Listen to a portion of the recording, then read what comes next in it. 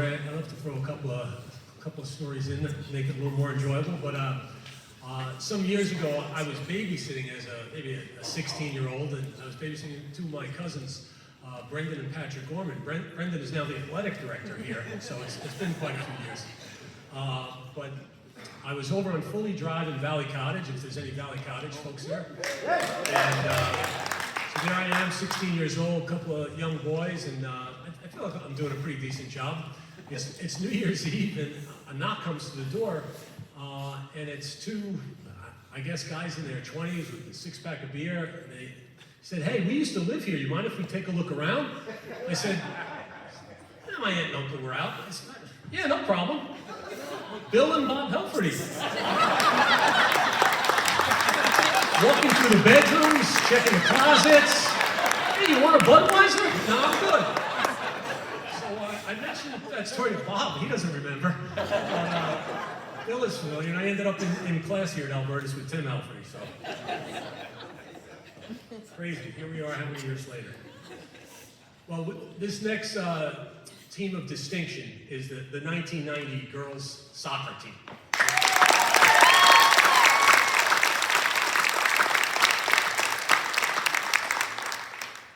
My wife uses a term for gals on this team. She calls them triple threats.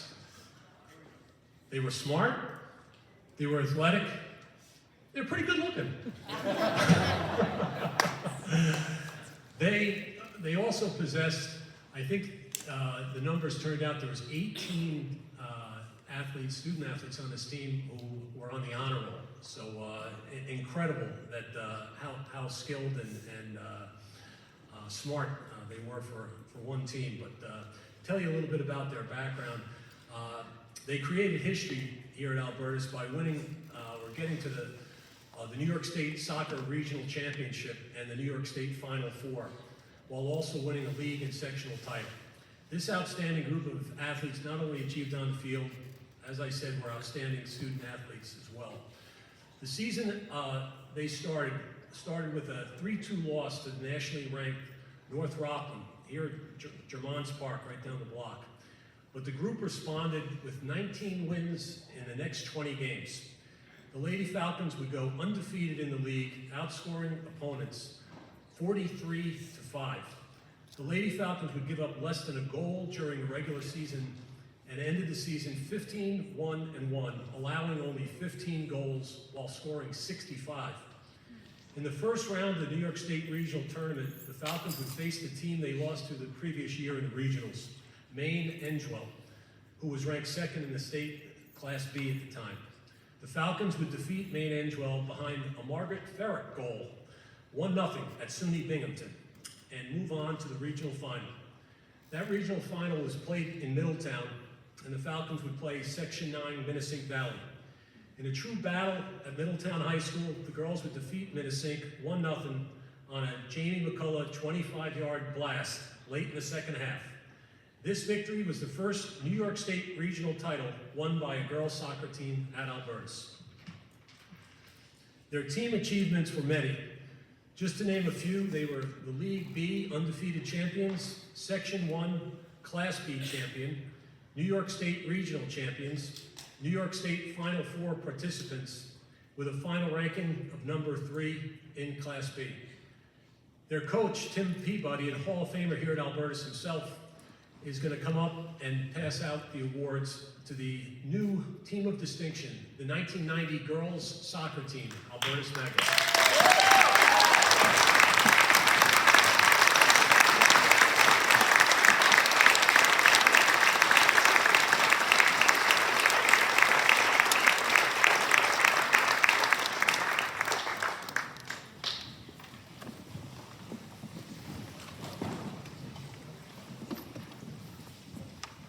I'm going to say just a few words.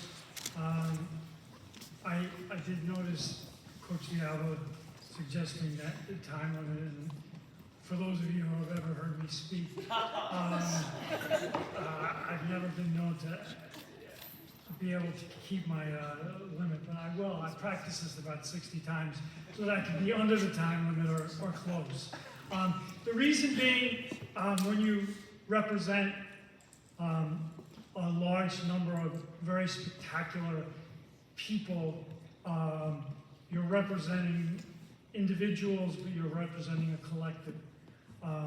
And so if I didn't say something, then I truly believe it would be an opportunity missed, and in life, when you have one, you should take it. I would like to thank the Dominican Sisters for tirelessly providing this education in Rockland County, no matter the circumstances, no matter the challenges. I was here, and it probably sounds a little bit nutty, but I feel like one of the old people in the room, because I know a lot of the old gang, and I appreciate the years and years of hard work and dedication. I would also like to say that to be amongst this particular group who are being inducted tonight is truly an honor. As was read in the program, the achievements of this group, probably I didn't even do a good job with, in all honesty. I mean, I could tell you that if I did do it, that the program would be extensive and somebody would probably chop one of my hands off. So in 1990, girls' sports were not like they were today. There were fewer opportunities. There were fewer chances for you to do the things that you dreamed of or wanted to do, or even as I listened to Elena, I mean, I teared up, because the reality is in 1990, they just didn't offer opportunities for exceptional women, young women. And Albertus gave the platform, it gave great coaches, it gave great experiences, and I think today we accept it. We turn on the television, we see a game here, a game there, and we think, oh, this is the way it always was, but it wasn't. So the groups of today that are so exceptional, and I look around the gym and am floored at the success of the groups. I just wanted to remind you, and I did get a chance, which was wonderful, to talk to the group who is playing soccer presently, that in 1998 when I took over, there was one sectional title. That was it. We won 2 in a row before this one. And we had 70 girls playing soccer for Albertus Magnus. Now, did we win championships the way the world wants you to win? Maybe not. But to represent your school, to represent your mom and dad, to be a part of the school and community is something that you cherish for the rest of your life. And to me, even though you will not see a banner on the wall for this particular group, you will meet them and you will realize how exceptional they are, because this was the greatest opportunity. This was the place. And it was for young women to represent this school and this community. As was previously stated, we won what we needed to win, and that's probably why we're here. Because if you don't win, I guess you don't get inducted into Hall of Fames. So that was clearly stated. But I want to tell you something. We lost the previous year. We had a phenomenal team. And today, I guess, I don't know, maybe I'm so old school that I don't get it, but it seems like losing is failure. Losing is like a disease, and there's something wrong with it. And yet, we spent 3, 4, 5 hours, I don't even know, because I don't have a watch, and I don't really keep a watch, and we would practice until either, I call it the Bob Walkley rule, which is the bugs start to bite me through the hair on my legs so much that we have to stop practicing. So we would practice, and we would practice, and we would practice. Why? Because excellence is not achieved simply by handing out plaudits. And we worked really, really hard. We made it back, and we won that game. We went to the Final Four, and we lost. We lost to the second-ranked team in the state, and they were also the second-ranked team in the nation. They were better than we were, and that's life. And there's a lesson in that. So what I would like to share with you finally is that although we didn't win the big one, so to speak, we are here in large part because the people that impacted my life, who, when I started here, Tom Collins, Lorraine Moylan, Bob Walkley, and Joe McGinnis taught me the most important thing, that when you teach and when you coach, you can win and it be empty. They taught me that when you have the blessing, like I did, of having this large team, that it was about work ethic, integrity, resilience, and faith. And that even if I didn't succeed, if I did those things with these women, that they would win the long game. Because we are always worried about the short game. So when I tell you that this particular group, from the first person to the last, as was mentioned, we have all-state athletes. We have amazing student athletes.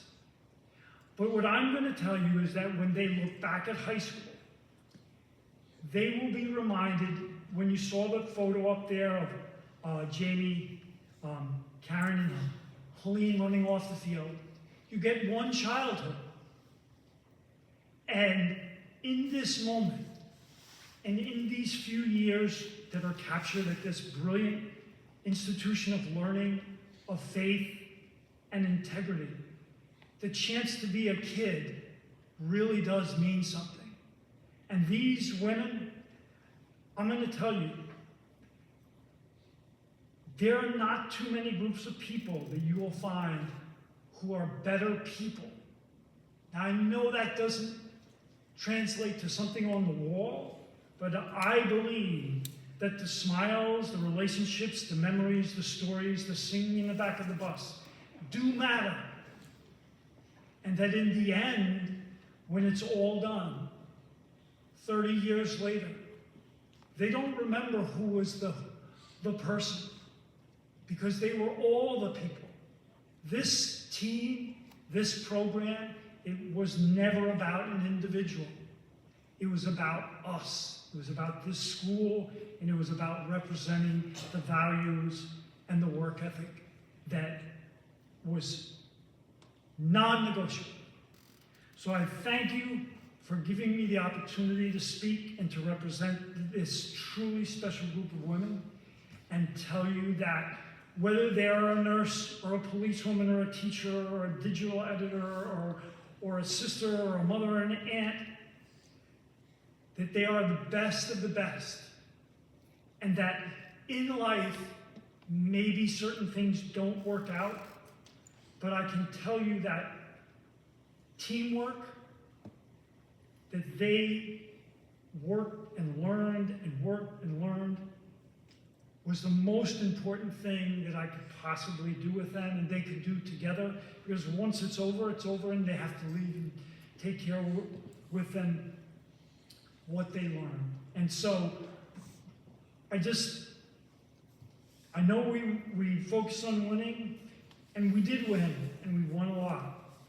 But if you meet them and you speak with them, as I told the group that just won the state championship,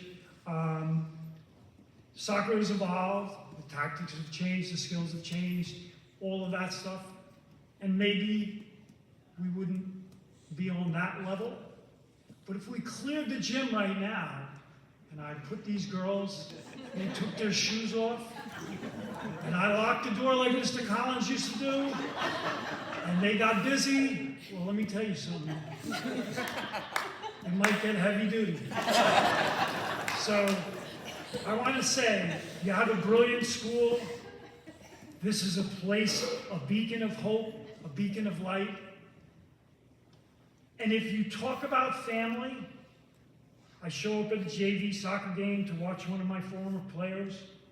Why? Because it's family. Yesterday, my son played lacrosse against Coach Gorman's son. And so I coached Coach Gorman. And I was not an elite lacrosse coach. He's a national elite lacrosse coach. His son is an All-American. Our sons played against each other. That's what family is. And in the long run, I truly believe that will matter. And that is why we do it. It's the underlying lesson and service that we do. Thank you.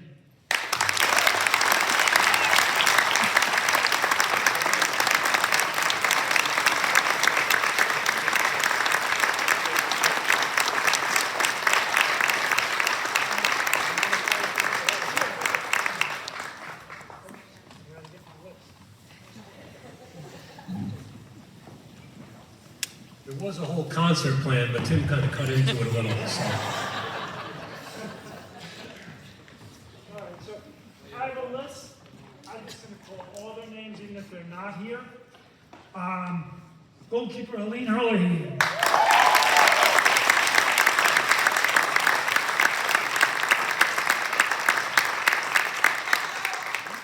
Goalie Nellie Smith, who could not be here tonight. Forward, Jennifer Drum.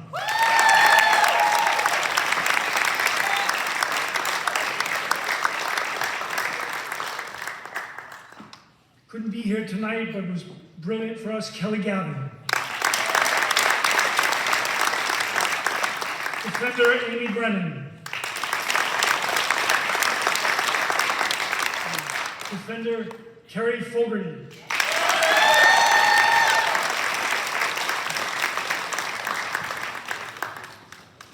Outstanding midfielder, Tara Cassidy.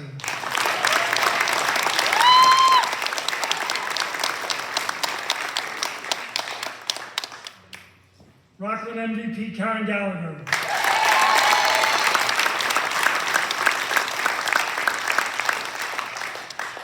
Katie Leahy.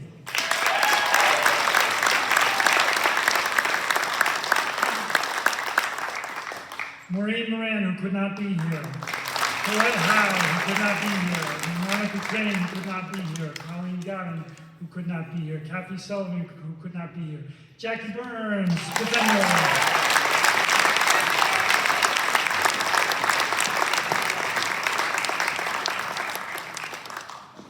Kim Gregory, defender.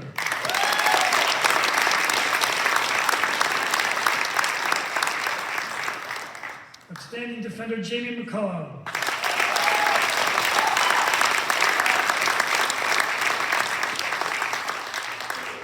Defender, Megan McMartin.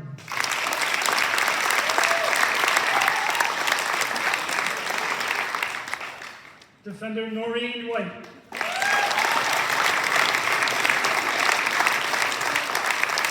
Midfielder forward, Erin Anderson.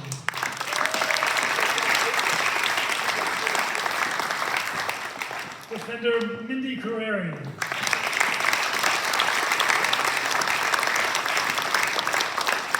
Suzanne Clark, who could not be here tonight. Outstanding forward, Margaret Ferrick.